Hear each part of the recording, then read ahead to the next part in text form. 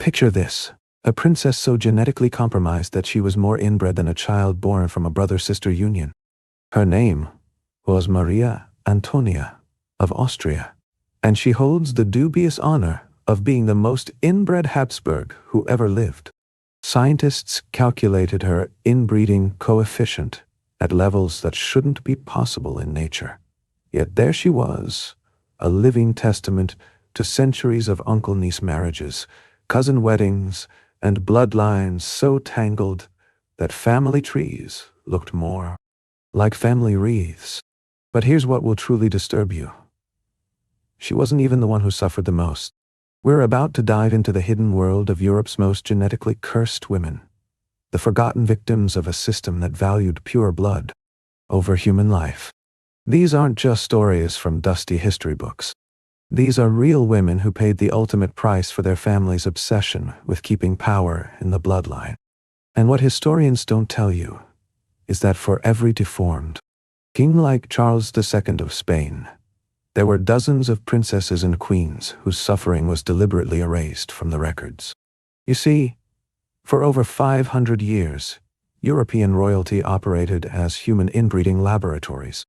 The Spanish Habsburgs alone had over 80% of their marriages between close blood relatives. Think about that for a second. 8 out of every 10 marriages were between people who shared grandparents, or worse, between uncles and their own nieces. The House of Habsburg wasn't just keeping it in the family. They were conducting an accidental genetic experiment that would ultimately destroy them from within. But here's where it gets dark. While history books focus on the men, the twisted jaws and the impotent kings, they rarely mention what happened to the women. These princesses weren't just political pawns. They were biological time bombs, carrying genetic defects that would explode during the most vulnerable moment of their lives. Childbirth. Let me paint you a chilling picture of what this actually meant. In the grand palaces of Vienna and Madrid, young brides as young as 14 were married to their uncles, men old enough to be their grandfathers. Margaret Theresa of Spain affectionately called her husband uncle because that's exactly what he was. She was his niece, married at 12, dead at 21. Her body, weakened by generations of inbreeding, couldn't survive the strain of constant pregnancies. She gave birth to 4 children. Only one survived past infancy. This is where everything went wrong for these women. Modern research has uncovered something horrifying. Inbred Habsburg women were dying at catastrophic rates during childbirth. 1 in 5 mothers with high inbreeding coefficients didn't survive the first month after giving birth. Let that sink in. 20% of these women were dying in agony, their bodies unable to handle what should have been a natural process, all because their ancestors couldn't resist marrying their own relatives. Little did they know that with every generation, they were compounding the damage. Maria Antonia, that princess I mentioned at the beginning, she was the culmination of generation after generation of uncle-niece marriages. Her parents were uncle-niece. Her grandparents were uncle and niece. Going back through her family tree was like watching a genetic disaster unfold in slow motion. The miracle wasn't that she was deformed. The miracle was that she survived at all. But survival came at a terrible cost. These women lived in constant fear. Every pregnancy was a death sentence waiting to happen. They watched their babies die hours after birth, victims of genetic disorders. That made survival impossible. Maria Anna of Austria buried 8 of her 12 children. 8 tiny coffins, 8 failed attempts to secure the dynasty. The infant mortality rate among Habsburg children hit 50%.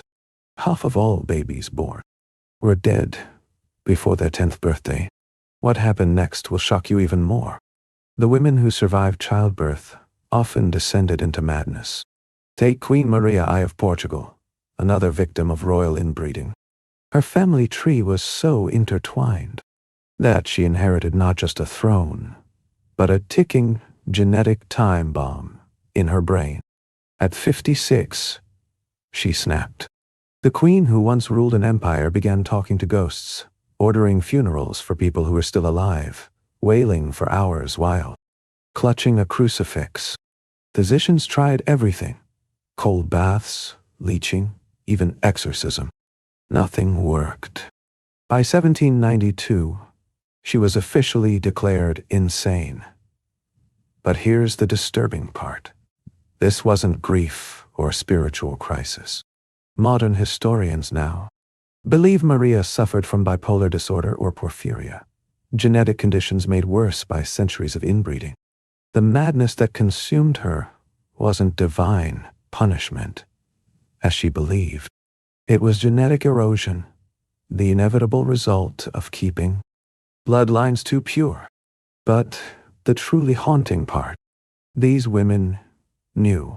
They understood what was happening to their bodies, to their children, to their minds. Letters from the period reveal their terror. They watched their sisters die in childbirth. Their daughters succumb to mysterious illnesses. Their own bodies fail them. Yet, they had no choice. Marriage wasn't about love, or even politics anymore. It was about survival of the dynasty, even if it meant the destruction of the women within it. Here's a detail that historians love to gloss over.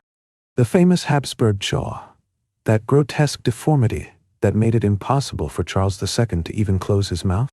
The women had it too. Maria Anna of Austria inherited what contemporary accounts called distorted features of her inbred lineage.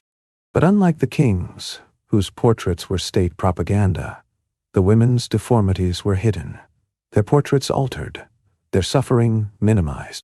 They were expected to be beautiful, fertile, and then silent, even as their genetics betrayed them at every turn. The research is absolutely damning.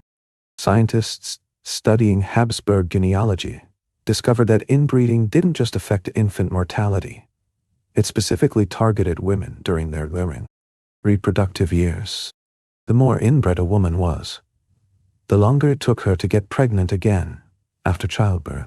Their bodies were literally breaking down, unable to recover from the trauma of birth. Yet they were forced to keep trying, keep producing heirs, keep sacrificing their health for a bloodline that was already doomed. And then there's the story nobody wants to tell: the reproductive compensation. When these inbred women lost children, which happened constantly, they were pressured to immediately get pregnant again. No time to grieve, no time to heal. The dynasty needed heirs, and these women were nothing more than breeding vessels for corrupted genetics. They'd have child after child, watching most of them die, their own bodies deteriorating with each failed pregnancy. Let me tell you about Marie-Louise of Austria, Napoleon's second wife.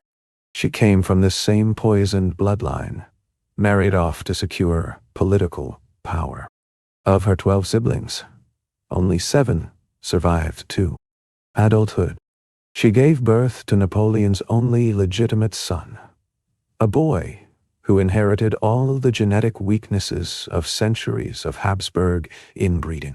He was frail, sickly, dead at 21, another casualty of keeping blood too pure. But wait, there's one detail I haven't told you yet. The most disturbing part of this entire tragedy. It could have been prevented. Physicians of the time were beginning to understand the connection between close marriages and deformity. There were warnings, studies, evidence that marrying relatives was destroying these families. But power was more important than health, politics more vital than survival. The royalty of Europe chose to ignore the science, condemning generation after generation of women to genetic catastrophe. Recent studies have shown that the Habsburg women experienced what scientists now call inbreeding depression. Their bodies literally couldn't handle the biological stress of being female. Menstruation, pregnancy, childbirth, all of these natural processes became death traps when combined with compromised genetics. These weren't just statistics. These were real women, trapped in bodies that betrayed them, in a system that used them, in families that ultimately destroyed them. The curse of pure bloodlines wasn't just about ugly features or mental illness. It was about women dying in childbirth at rates that would horrify us today. It was about mothers watching their children die from preventable genetic disorders. It was about young brides becoming prisoners in their own bodies, their genetics a cage they could never escape. This is the hidden history of Europe's royal women, the victims of a system so obsessed with purity that it created monsters. Every portrait you see in museums, every glamorous depiction of royal life, hides this dark truth. Behind the silk gowns and jeweled crowns were women suffering from genetic diseases that slowly destroyed them from within. Before you go, remember this. The next time you hear about royal bloodlines and noble heritage, think about Maria Antonia, the most inbred woman in history. Think about Margaret Theresa, dead at 21. Think about Queen Maria, descending into madness, screaming at ghosts only she could kill. See, these women paid the ultimate price for their family's obsession with keeping power in the bloodline. Their stories were buried, their suffering minimized, their voices silenced. But now, you know the truth. If this dark chapter of history shocked you, make sure to subscribe and hit the notification bell. And comment below. I read every single comment and would love to hear your thoughts on this disturbing piece of history. What shocked you most about these forgotten victims of royal inbreeding? Let me know in the comments.